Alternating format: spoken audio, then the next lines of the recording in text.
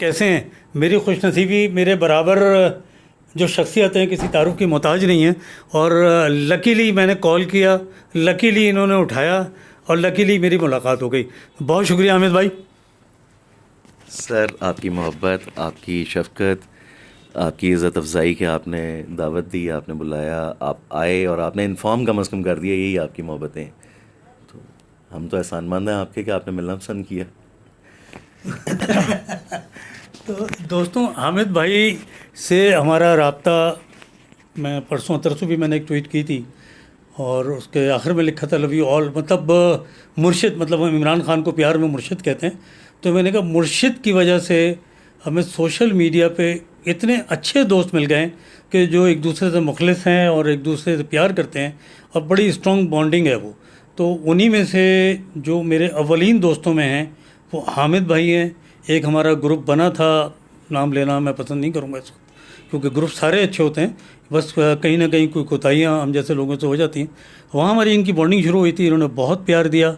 बड़ी उम्दा रूहानी शख्सियत भी हैं माशाल्लाह, तसव्वुफ़ पे बड़ा कमाल है और अपना काम करते हैं।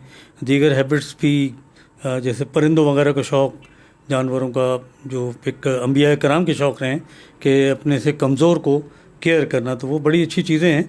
तो बाकी जो मामलात आपको पता है, मैं ट्रैवल करके निकला हूँ। तो अभी हामिद भाई से यही बात हो रही थी कि क्या ये देख रहे हैं आने वाले सेनेट इलेक्शन में गिलानी वर्सेस हफीज़ शेख? पहला सवाल तो ये है। सर इस पे क्या कहा जा सकता है? आपकी फोर्सी क्या है? देखें, फोर्सी करना तो एक अलग चीज़ है, ये कंपैरिजन ही नहीं बनता। अच्छा, गिलानी साहब, हफीज़ शेख जीतेगा। देखें, हम तो अपने धड़े के बंदे हैं। हाँ, तो हमारे मुंह से निकल ही नहीं सकता कोई और जीतेगा। ये तो एक सीधी सी जज्बे की बात हो गई। दूसरी बात यह है कि गिलानी साहब को जीतना चाहिए, बिल्कुल नहीं जीतना चाहिए। एक शख्स नाअहल हुआ, एक शख्स जो अपनी आइडियोलॉजी के खिलाफ चला गया। मतलब ये सेंस बनती है कि ख़ाकान अब्बासी और यूसुफ रज़ा गिलानी एक साथ खड़े हों। तो खान साहब ने तो चोरों को इकट्ठा कर दिया, खान साहब ने जो कुछ दिखाना था दिखा दिया हमें। एग्जैक्टली। अब हम आवाम को देखना है कि हम इनको पहचान रहे हैं या नहीं।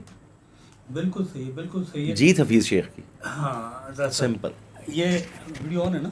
हाँ, मैं बिल्कुल सही कह रहे हैं। ये हामिद भाई दोस्तों में बता रहा था। देखिए, बाकी काम किसका था? खान ने एक काम करना था। वो खान साहब नारा लगाते थे कि मैं एक बॉल से 2 विकेटें लूँगा। उन्होंने 11 से ज़्यादा विकेटें ले दी हैं एक बॉल से।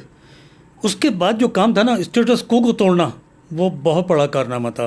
किसी ज़माने में कराची अल्ताफ़ बड़ा उठा था, लेकिन वो अपनी ही खबासत का, अहमकानापन का शिकार हो गए और कराची को बर्बाद करा, कराची वालों को भी बर्बाद करा।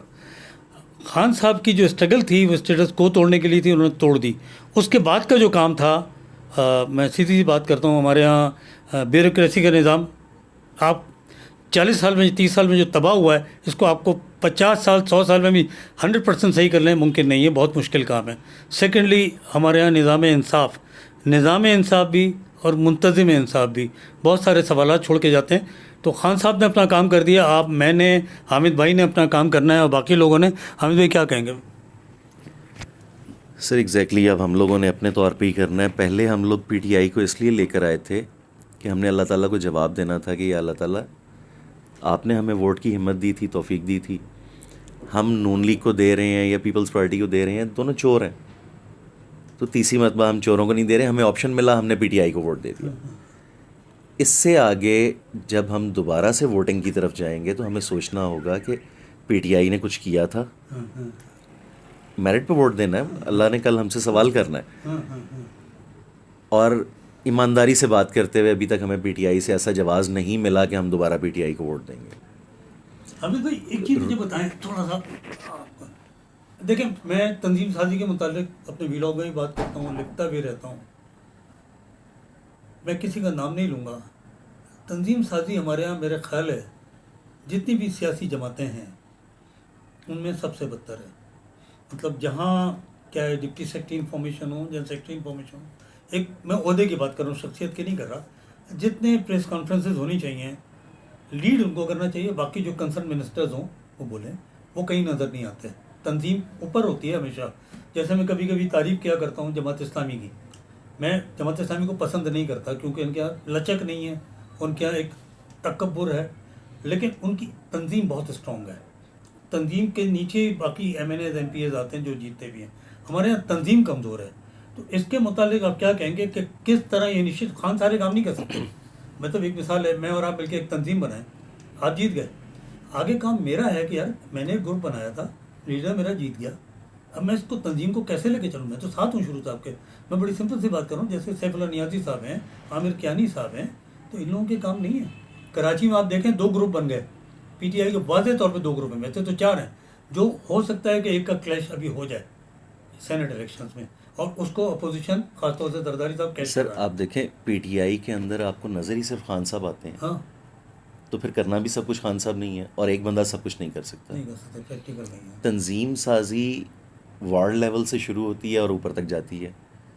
आज दिन तक यहाँ पे लोग इलेक्शन जीतने के लिए खान के जलसे का इंतज़ार कर रहे होते हैं, वर्किंग तो वो करते ही नहीं है। हमारे हलके में आज दिन तक कोई MPA कोई MNA कभी भी विज़िट करने नहीं आया। आमिर कियानी सब मेरे ही हलके से मिनिस्टर हैं, उन्होंने क्या किया? कुछ भी नहीं किया। आज दिन तक वहाँ पे आएगी भी नहीं, देखा भी नहीं। राजा बिशारत साहब मेरी जगह से MPA हैं, क्या कर लिया उन्होंने? बात यह है कि उनका इंटरेस्ट है ही नहीं पार्टी में। ये तो इलेक्टेबल्स हैं, आए हैं, विज़िट करेंगे, थोड़ा रुकेंगे, देखेंगे, हालात देखेंगे और उसके बाद कहीं और उड़ जाएंगे बस। PTI का वर्कर कहाँ है? PTI के लोग कहाँ हैं? PTI के अपने लोग तो बहुत पीछे फेंक दिए गए। शेख रशीद साहब वज़ीर दाखिला हैं, PTI का अपना वज़ीर दाखिला भी नहीं है। सही बात है। तो PTI अपना वज़ीर कानून भी नहीं है। तो सब PTI फिर कहाँ से सोच रही है, क्या सोच रही है? हाँ, सही बात है, सही बात। हम लोग सिर्फ खान के दीवाने हैं इसलिए कि खान बेईमान नहीं है, उसके अलावा खान में कौन सा कमाल है? देखिए यही एक नुकसान हो जाएगा। मुस्लिम लीग बड़ी मजबूत जमात बनी थी, कायद-ए-आज़म के इर्द गिर्द सारे जमा हुए। कायद-ए-आज़म के भी अल्फाज उस वक्त खुलेआम थे कि मेरी जेब में चंद खोटे सिक्के हैं। कायद-ए-आज़म की रहलत और मुस्लिम लीग का खात्मा, बुनियादी कमजोरी अगेन वही थी, तंजीम साजी स्ट्रॉन्ग नहीं थी। सर आपने तो क्या खान साहब के बाद फिर PTI नहीं है? सर खान साहब के बाद आपको सेकंड कोई नज़र आता है? कोई भी नहीं है। ये खान साहब खुद नहीं बनने दे रहे, ये क्या है, खौफ खाते हैं? सर नहीं, कोई बनना चाहता ही नहीं है। अच्छा। बनना चाहता तो कोई ना कोई तो तैयार होता। आज तक खान साहब के अलावा आपको कौन ऐसा नज़र आता है जो बाकी कोई मरकज़ी लीडर नज़र आता हो? आपका असद उमर का मुतालिक क्या राय है? असद उमर अच्छे आदमी हैं, बस ठीक है। मतलब वो अच्छे ऑर्गेनाइजर नहीं है। उन्होंने जिस वजारत की तैयारी की हुई थी उस वजारत में आके उन्होंने कौन सा कारनामा कर लिया? हाँ। सर देखें, उन्होंने कहा well prepared, we are well prepared, we have a team of ministers जो आएगी और संभाल लेगी सब कुछ। ऐसा मुमकिन हुआ? नहीं हुआ। किसी शोबे में नहीं हुआ। 100 दिन में उन्होंने बहुत सारे काम करने थे, हुए नहीं हुए। साल में हुए नहीं हुए। सर इस तरह नहीं होता। सही बात। आप बुलंदोबांग दावे कर रहे हैं, आप NRO, मैं NRO नहीं दूंगा। कौन सा मुजरिम जेल में है? कौन से मुजरिम को सज़ा हो रही है? ये क्या भुट्टो की तरह का नारा है, रोटी कपड़ा पाकिस्तान? सर खान साहब कंफ्यूज्ड पर्सनैलिटी बन गए हैं। इंटेंशन गलत नहीं है, इंटेंशन शानदार है, फोकस नहीं है। लेकिन उस इंटेंशन के साथ उनको 4 लोग चाहिए ना साथ खड़े होने वाले, वो तो नहीं है। तो मेरे आप जैसे लोग क्या नज़र, मैं अपनी और आपकी मिसाल इसलिए दे रहा हूँ कि जैसे आपने अभी कहा कि मेरे मुंह से नहीं निकलेगा कि अभिषेक हारेगा, ऐसे ही है ना, क्या रियलिटी कुछ भी हो। इसी तरह हमारे लिए निकलता। लोग मेरा मजाक उड़ाते हैं कि यार, मेरा इवन जो कंपनी के CEO हैं वो हंस रहे थे कि कल इमरान से मिलने जाएंगे आप। अरे मैंने कहा सर वो तो मेरा नाम भी नहीं जानता, क्या चीज़ में तो मेंबर नहीं हूँ। तो मतलब खान साहब के ऐसे लोगों पर नज़र नहीं है? सर नज़र होगी, लेकिन उनको आगे आने का मौका तो नहीं मिलता ना। आगे आने के लिए भी आपको सहारे चाहिए, और सियासत में सीधी सी बात है, सर फलांग के आना पड़ता है। आप उनको देख लें, इफ्तिखार चौधरी साहब को, शरीफ आदमी, अच्छे आदमी, लेकिन कहाँ पे हैं? एक साइड पे लगे हुए। साइड पे लगे हुए, सही बात है। ऐसे ही टिकट मिला उनको? नहीं मिला।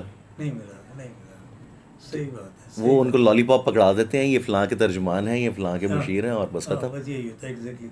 अभी थोड़ी देर पहले उनसे ही बात हो रही थी, तो बेचारे लड़ने लगे कि क्यों नहीं आया, लोकेशन भेज रहा हूँ, आ जाओ। मैंने कहा टाइम नहीं निकलेंगे, फिर देखेंगे इंशाल्लाह। बताए थे आपके जगह में सलाम कर लिए।